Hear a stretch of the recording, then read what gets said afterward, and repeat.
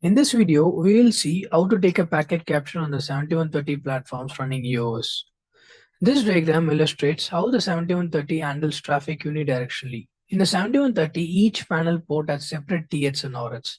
The red arrow indicates the RH signals while the blue arrow indicates the TH signals. In the next slide, we'll walk you through the packet flow that will be used for a demo. This is the topology we'll be using for our demo. Here, the 7130 device is acting as a layer 1 plus device between switch A and switch B. Switch A ET14 has an IP of 10.0.0.1 and connected to ET1 on the 7130 switch. Same wise, switch B ET1 has been assigned with an IP of 10.0.0.2 and connected to ET4 on the 7130 switch. To enable ping between switch A and switch B, we need to configure the matrix on the 7130 device as shown here. On the 7130, enter config mode and for interface ET1, set L1 source interface as ET4 and vice versa for ET4 where ET1 becomes the L1 source interface. This setup ensures the traffic received on ET4 is transmitted through ET1 and vice versa. In the upcoming slides, we will demonstrate how to perform a packet capture to verify that we are receiving traffic from switch B to switch A. In this setup, we use an unused CPU interface CPU3 to capture packets increasing ET4.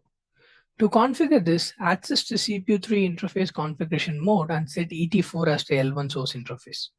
This configuration ensures the packets are mirrored to the CPU interface CPU3 and also forwarded to ET1 where switch A is connected. Here is a snippet showing the packets captured on the CPU3 interface using a TCP dump. Next, we will be showing a quick demo in our lab device. On the screen, you can see three tabs. At the topmost, you can see switch A, and in the middle, you can see a 7130 switch, and in the lower bottom, it's switch B. You can see on the switch A, ET1, we have assigned an IP address of 10.0.0.1, which will be connected to ET1 on the 7130 switch. In the switch B, ET1, we have assigned 10.0.0.2, which is being connected to ET4 on the 7130 switch. Now let's take a look at the configuration that are needed on the 7130 switch to make switch A and switch B talk together. We have configured interface ET1 as the L1 source in ET4, and under ET1, ET4 will be acting as the L1 source interface. Now let's perform a ping test between switch A and switch B.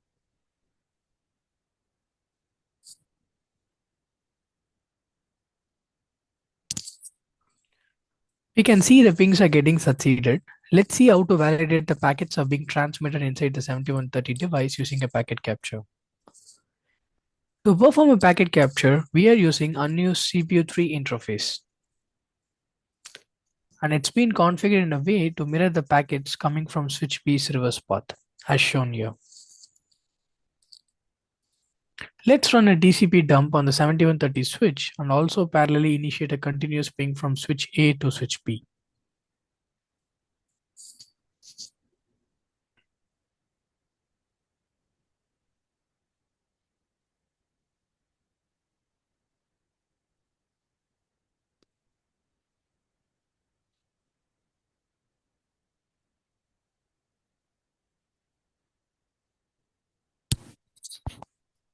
We could clearly see the reply packets coming from switch B hitting the 7130 switch as expected. In order to see the forward path coming from switch A towards the 7130 switch, we need to change the L1 source interface to ET1 where switch A is connected. Now we will demonstrate how to perform a packet capture on the 7130 device while using an FPGA applications like Metamux. Similarly, we can perform the captures for Metawatch and multi-access app. The only thing changes is the app port name and its mapping to perform the capture. But as in this example, we'll see how to perform a capture on the Metamux. This is the topology we'll be using for our demo. In the forward direction, traffic from switch A travels through Metamux on the 7130 switch. The aggregated traffic from MUTs core 1 exits through MUTs out 1/1, serving as the source traffic for ET4, which is then transmitted towards switch B. In the reverse direction, traffic originating from switch B does not pass through the Metamux because Metamux only performs traffic multiplexing, not demultiplexing. Packets from switch B will arrive at the interface ET4 on the 7130 device by configuring the L1 matrix to connect ET1 and ET4 on the 7130 switch. Traffic from switch B will then proceed to switch A through interface ET1. In this slide, we will be explaining the configuration needed on the 7130 switch. This concept remains consistent with the earlier discussion on L1 metaconnect packet flow. The only difference is we need to pass the traffic through Metamux. To transmit the signal received on ET1 towards the MUTs core, we access interface MUTs 1/1/1, which serves as the MUTs input interface.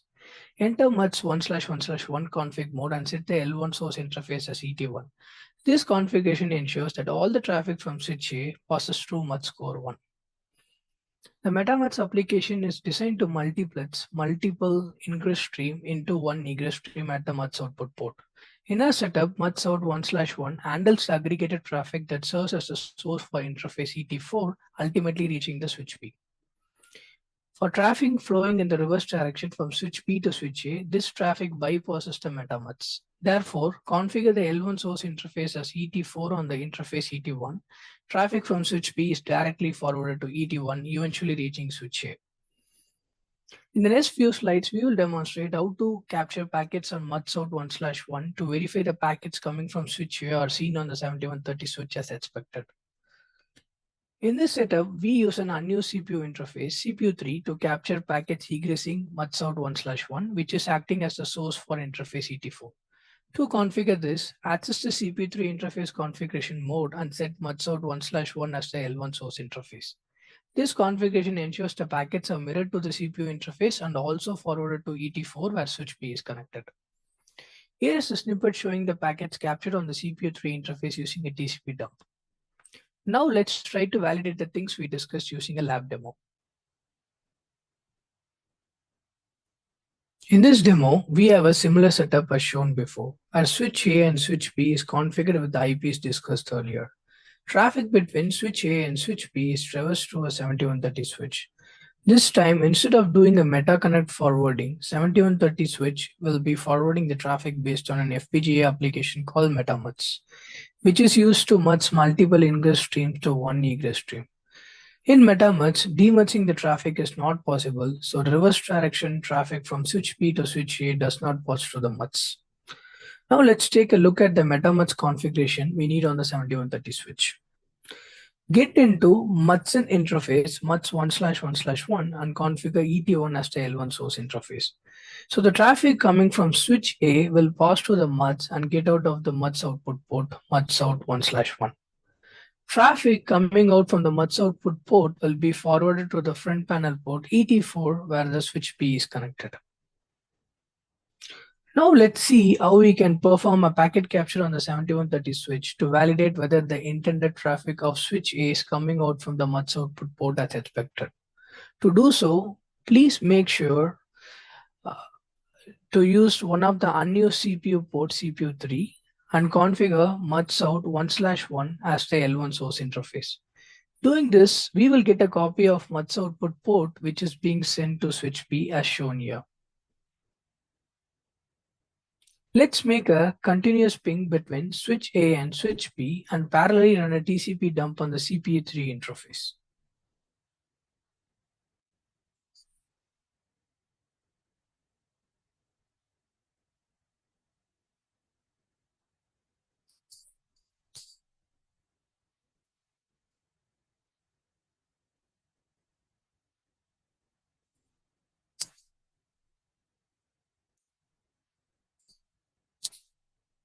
We can clearly see the packets from switch A traversing out from the MUTs output port as expected and eventually being sent to switch B.